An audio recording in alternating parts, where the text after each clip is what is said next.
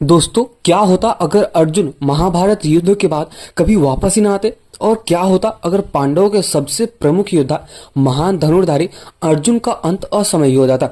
लेकिन एक चमत्कारी मणि ने इस त्रासदी को पूरी तरह से बदल दिया था। संजीवनी मणि एक ऐसा दिव्य रत्न था जिसने मृत अर्जुन को दोबारा जीवन दान दिया। तो आज की इस वीडियो में हम आपको लेकर चलेंगे उस रहस्यमय घटना के भीतर जहां जीवन और मृत्यु के बीच का पर्दा बहुत ही अधिक पतला था। बट वीडियो में आगे बढ़ने से पहले मेरी एक छोटी सी रिक्वेस्ट है, वीडियो में अंत तक जरूर बने रहे, तभी आपको पता चलेगा इस चमत्कारी मणि के बारे में। और अगर वीडियो पसंद आया तो वीडियो को लाइक जरूर कर देना और चैनल को सब्सक्राइब तो अवश्य कर देना।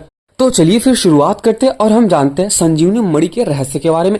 संजीवनी मणि एक ऐसा रत्न था जिसके बारे में कहा जाता है कि यह देवताओं का वरदान है। इसके रहस्य को आज तक कोई पूर्णतः नहीं समझ सका है। यह वही मणि है जिसका उल्लेख महाभारत के अनेक श्लोकों और कथाओं में मिलता है। लेकिन क्या यह मणि वास्तव में मौजूद थी? और हाँ, अगर ये मौजूद थी तो यह अर्जुन के पास कैसे पहुंची? इस कहानी में न केवल अर्जुन की मृत्यु और पुनर्जीवन का रहस्य बल्कि यह भी है कि यह मणि चित्रांगदा और उनके पुत्र बभ्रुवाहन के हाथों में कैसे पहुंची और उनके पास कैसी आई। तो चलिए फिर जानते हैं अर्जुन और बभ्रुवाहन का मिलन के बारे में। बभ्रुवाहन कहा जाता है कि जो अर्जुन है उनके पुत्र ही थे। महाभारत के युद्ध के बाद युधिष्ठिर ने अश्वमेध किया था। मैं आपको बताना चाहूंगा कि अश्वमेध एक ऐसा यज्ञ होता है जिसको कर लेने से पूरा राज्य और या फिर कह सकते हैं जो पूरा उनका क्षेत्र होता है वो बहुत सुखी जीने लगता है। इस यज्ञ का उद्देश्य तो यही था, धर्म और शक्ति का प्रदर्शक। यज्ञ के घोड़े को कई राज्यों में भ्रमण कराया गया और जहां जहां उसे रोका गया वहां राजा को युद्ध करना पड़ता था। अर्जुन इस अभियान को नेतृत्व कर रहे थे क्योंकि वो सबसे प्रमुख योद्धा थे और बहुत ही अधिक धनुर्धारी थे, सर्वशक्तिमान थे। घोड़े का अंतिम पड़ाव था मणिपुर। मणिपुर वह स्थान था जहां अर्जुन की पत्नी चित्रांगदा और उनके पुत्र बभ्रुवाहन रहते थे। बभ्रुवाहन अपने पिता अर्जुन से अनजान थे। उनको नहीं पता था कि उनके पिता ही अर्जुन हैं। जब अर्जुन मणिपुर पहुंचे तो बभ्रुवाहन ने उन्हें चुनौती दी। युद्ध के मैदान में पिता और पुत्र का आमना सामना आ गया और ये दोनों आपस में युद्ध करने के लिए खड़े हो गए। अब मैं आपको इसके बारे में एक चीज और बताना चाहूंगा कि जो अश्वमेध यज्ञ है ये रामायण में भी हुआ था। जैसा कि आपको पता है भगवान श्री राम ने किया था और उनके ही पुत्र जो लव और कुश है उन्होंने पकड़ा था। उनसे भी भगवान श्री राम, शत्रुघ्न जी, लक्ष्मण जी, भरत जी, यहाँ तक कि हनुमान जी युद्ध लड़ने जाते हैं। ठीक उसी प्रकार महाभारत में भी युधिष्ठिर जी जो अर्जुन के सबसे बड़े भाई होते हैं उन्होंने ये यज्ञ किया था अपने शक्ति का प्रदर्शन करने के लिए और धर्म का स्थापना करने के लिए। तो कुछ इस प्रकार जब अपने पुत्र और पिता सामने आते हैं तो क्या होता है। तो चलिए फिर अभी हम जानते हैं युद्ध का चमत्कारी मोड़ के बारे में। आखिर ऐसा क्या हुआ जब ये युद्ध शुरुआत हो गया?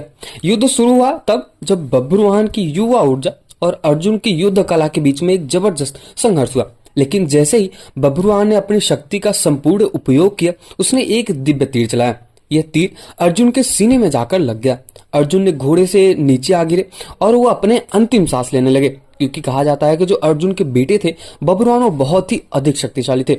उन्होंने एक ही तीर चलाया और जो अर्जुन है वो घोड़े के नीचे आ गया, मतलब अपने जो उनका जो रथ था उससे नीचे आ गिरे। मणिपुर के राजमहल में यह खबर आग की तरह फैलने लगी कि चित्रांगदा तुरंत युद्ध स्थल तक पहुंच गई। मतलब उनको ये पता चला और जितने भी गांव वाले थे सबको वहां पे पता चला और चित्रांगदा जो उनकी पत्नी थी, धर्म पत्नी, वो वहां पे युद्ध स्थल में पहुंचने लगी। अपने पति को मृत देखकर उनकी आंखों में आंसू भर आए।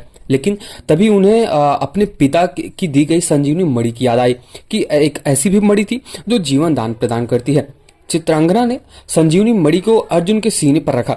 कुछ क्षणों के लिए सब कुछ ठहर सा गया था। वहां मौजूद सभी सैनिक और दरबारियों की आंखों में मणि पर टिक गई थी कि भाई ऐसा क्या होगा कि मणि कहां से आया वापस से।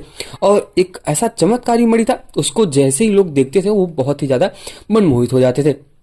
अब ऐसा कहा जाता है अचानक से मणि ने एक तेज प्रकाशित उत्पन्न किया क्योंकि मणि में हमेशा एक ऐसा तेज होता है, एक सूर्य जैसा तेज होता है जिसको देख के लोग पागल जैसे भी हो जाते हैं। अर्जुन का शरीर हल्के हल्के कांपने लगा था, मतलब धीरे धीरे से वो उठने लगे थे। और फिर इसके बाद जैसे कोई चमत्कार सा हो गया, अर्जुन ने अपनी आंखें खोली और वहां पे तुरंत उठ गए। चित्रांगना ने बताया कि यह मणि उनके पिता द्वारा उन्हें दी गई थी। यह मणि एक विशेष यज्ञ के बाद प्राप्त हुई थी जिसमें देवताओं ने इसे वरदान स्वरूप में दिया था और कहा जाता है कि इस मणि में ब्रह्मांड की ऊर्जा भी प्राप्त हुई है और वो भी जो ऊर्जा है वो बहुत ही घनिष्ठ लेवल पे, बहुत ही अधिक लेवल पे है जो किसी मृत शरीर में जीवन का संचार कर सकती है। लेकिन सवाल तो ये उठता है कि क्या ये मणि केवल देवताओं का वरदान था या फिर इसके पीछे कोई प्राचीन विज्ञान था? इस पर अनेक विद्वानों ने अपने अपने मत दिए हैं। अर्जुन के जीवित होने के बाद बब्रुवाहन ने अपने कृत्य के लिए गहरा पश्चाताप किया। उन्होंने अर्जुन के चरणों में झुककर माफी मांगी और अर्जुन ने अपने पुत्र को गले लगाया और उनसे कहा कि आपने जो भी किया, तुमने जो भी किया वो धर्म की मर्यादा के अनुसार था। मैंने तुमसे क्रोधित नहीं हूं, मैं तुमसे क्रोधित बिल्कुल भी नहीं हूं। इस घटना के बाद संजीवनी मणि को लेकर अनेक प्रश्न उठे। अर्जुन ने इसे सुरक्षित रखने के लिए चित्रांगदा के पिता को वापस कर दिया था। वैसा भी कहा जाता है कि इस मणि को आज भी देवताओं ने किसी सुरक्षित स्थान पर छिपाकर रख दिया है।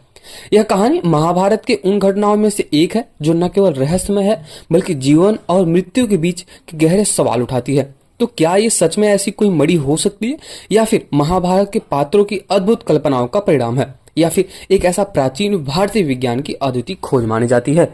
तो चलिए फिर अभी हम ये जानते हैं कि ये मणि प्राप्त कैसे हुई और इसके रहस्य के बारे में।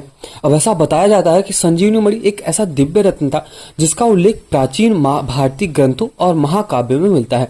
इसके बारे में ऐसा भी कहा जाता है कि ये मणि किसी भी मृत व्यक्ति को जीवन दान देने की क्षमता रखती थी। महाभारत के प्रसंग में यह मणि अर्जुन को जीवन दान के लिए प्रयुक्त थी, लेकिन इसका स्रोत और इसे प्राप्त करने की कथा भी बहुत ज्यादा रहस्यमयी है। संजीवनी मणि किसी साधारण मनुष्य के लिए सुलभ नहीं थी। इसे प्राप्त करने के लिए अत्यंत कठोर तपस्या, यज्ञ और देवताओं का आशीर्वाद आवश्यक था। ऐसा कहा जाता है कि यह मणि देवताओं की दिव्य शक्तियों का प्रतीक भी था और इस मणि का निर्माण स्वयं ब्रह्मांडी ऊर्जा से हुआ था। संजीवनी मणि को प्राप्त करने के लिए अमृत महायज्ञ का आयोजन किया गया था। यह यज्ञ महाभारत काल के पहले हुआ था, जिसमें प्रमुख देवताओं ने भी भाग लिया था। इस यज्ञ का उद्देश्य ब्रह्मांड की अनंत ऊर्जा को एकत्रित करना था और इसके साथ ही साथ अमृत की शक्ति को स्थिर करना था। यज्ञ का आयोजन नागलोक और इंद्रलोक के सहयोग से था। इस यज्ञ में अग्निदेव, वरुण देव, इंद्र और अश्विन कुमार, जो आयुर्वेद और चिकित्सा के देवता माने जाते हैं, उन्होंने मुख्य भूमिका निभाई थी। यज्ञ के अंत में देवताओं ने संजीवनी मणि का निर्माण किया। कुछ इस प्रकार जीवन और मृत्यु के बीच की सीमाओं को तोड़ सकती थी। यज्ञ के बाद यह तय हुआ कि इस मणि को किसी ऐसे व्यक्ति को सौंपा जाए जो अपने कार्यों से न केवल धर्म की रक्षा करता हो, बल्कि इसके साथ ही साथ इसका उपयोग केवल लोक कल्याण के लिए किया जाए। इसलिए यह मणि नागराज वासुकी को सौंपी गई थी, क्योंकि नागलोक के राजा वासुकी को उनकी ज्ञान, तपस्या और धर्म के प्रति निष्ठा के लिए जाना जाता था। तो अभी हम ये जानते हैं कि आखिर ये अर्जुन की पत्नी चित्रांगदा को कैसे मणि मिली।